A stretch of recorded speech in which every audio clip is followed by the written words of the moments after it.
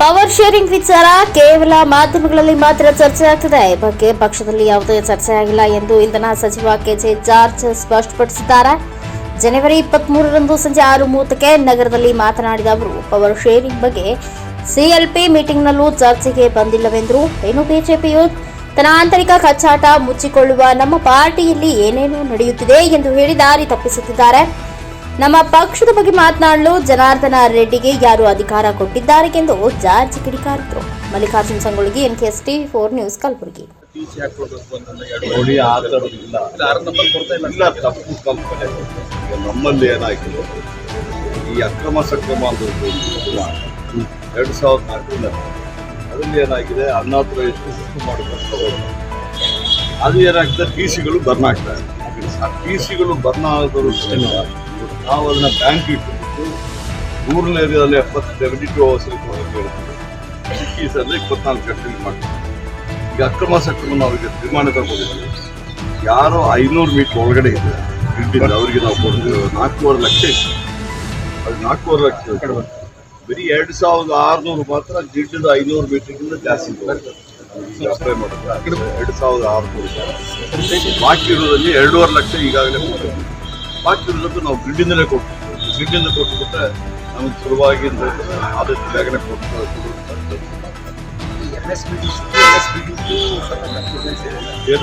Corporation ಕಡೆಯಿಂದನೂ ಕೂಡ permission ತಗೊಳ್ಳುವಾಗ ಯಾವುದೇ ಇನ್ಫಾರ್ಮೇಶನ್ ಇಲ್ಲ.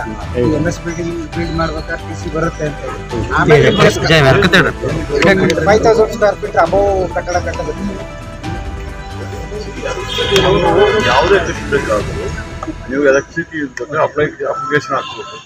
ನಮ್ಮ ಎಲೆಕ್ಟ್ರಿಸಿಟಿ ಇಂಜಿನಿಯರ್ ಬಂದ್ಬಿಟ್ಟು ಅದನ್ನ ಇದು ಮಾಡ್ತಾರೆ, ಎಷ್ಟು ಕೆಪಾಸಿಟಿ ಇರಬೇಕು, ಏನು ತೀರ್ಮಾನ ಕೊಟ್ಟು ಆ ಬಿಲ್ಡಿಂಗ್ ಕೊಡ್ತಾರೆ. ಆ ರೀತಿ ಅವರು ವ್ಯವಸ್ಥೆ ಮಾಡಿದ್ರೆ ಅವ್ರಿಗೆ ಕರೆಕ್ಷನ್ ಕೊಟ್ಟು ಶ್ರೀರಾಮ್ ಕಲಿಪುರು 15-20 ಕೇಸ್ ಫೈಲ್ ಮಾಡಿ ಯಾವ ವಿಚಾರದ ಮನೆಗಳ ಕರೆಕ್ಟ್ ಆ ಥರ ದಲಿತ ಅವ್ರ ಮೇಲೆ ಕೇಸ್ ಆಗ್ತದೆ. ನಾನು ವಿವರ ತಿಳಿಸ್ತೀನಿ, ಯಾವ ಎಲ್ಲಿ ಹೇಳಿದ್ರು ನಾನೀಗ ಮೀಟಿಂಗ್ ಮಾಡ್ತಾ ಮೊನ್ನೆ ಸಿಟಿಲಿ ಒಂದು ಇನ್ಸಿಡೆಂಟ್ ಆಯ್ತು, ತಾಯಿ ಮಗು ಡೆತ್ ಆಗಿದೆ ಕೇಬಲ್ ಇದರಿಂದ. ಇದು ಏನೋ ಬೇಕಾದ್ರೆ ಸಿಟಿ ಕಾರ್ಪೊರೇಷನ್ ಇಲ್ಲ ಸರ್, ಮೊದಲಾಗಿದ್ದು ಕಾರ್ಪೊರೇಷನ್ ನಿಜ ಸರ್. ಎರಡನೇ ಇನ್ಸಿಡೆಂಟ್ ಆಗಿದ್ದು ಜಸ್ಕಾಂ ಪೋಲ್ ಅಂತ ಆಗಿರೋದು ಸರ್. ಜಸ್ಕಾಂ ಪೋಲ್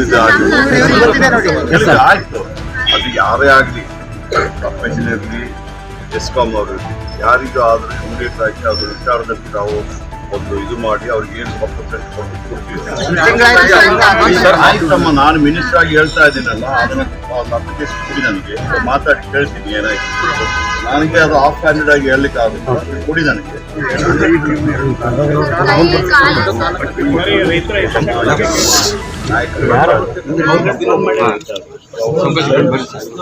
ಹೇಳ್ತಾರೆ ಇಮಿಡಿಯೇಟ್ ಆಗಿ ನಾವು ನೀವು ದಲಿತ ಕುಟುಂಬಕ್ಕೆ ಆ ಥರ ಏನಾದ್ರು ಮಾಡಿದ್ರೆ ಇಮಿಡಿಯೇಟ್ ಆಗಿ ನಾವು ಮಂಗಳೂರಲ್ಲಿ ರಾಮ್ ಸೇನೆ ಕಾರ್ಯಕರ್ತರು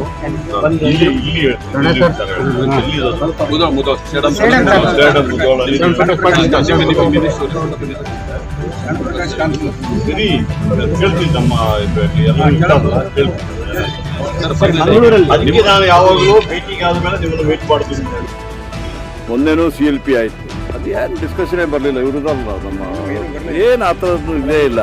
ಈಗೇನಾಗಿದೆ, ನಮ್ಮ BJP ಅವ್ರಿಗೇನೋ ಅವ್ರ ಪಾರ್ಟಿಯಲ್ಲಿ ಇದು ನಡೀತಾ ಇದೆ, ಗುದ್ದಾಟ ನಡೀತಾ ಇಲ್ಲ. ಇದು ಎಲ್ಲರೂ ಒಪ್ಪರಾಗಿ ಹೇಳ್ತಿದ್ದಾರೆ.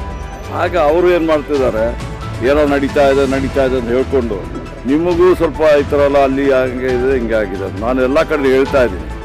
ಅವರು ದೂರದರ್ಶನ ಇತ್ತಲ್ಲ, ಬೆಳಗ್ಗೆ ಒಂದು ನ್ಯೂಸು, ಮಧ್ಯಾಹ್ನ ಒಂದು ನ್ಯೂಸು, ಸಾಯಂಕಾಲ ಒಂದು ನ್ಯೂಸು, ಆಗ ನ್ಯೂಸ್ ಇರ್ತಿತ್ತು ನಿಮಗೆ.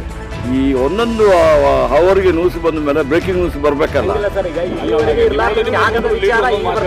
ನೋಡ್ರಿ, ನಮ್ಮ ಯಾವ ಲೀಡ್ರು ಮಾತಾಡಲಿಲ್ಲ, ನೀವು ಅದನ್ನೆಲ್ಲ ಇದು ಮಾಡಿ.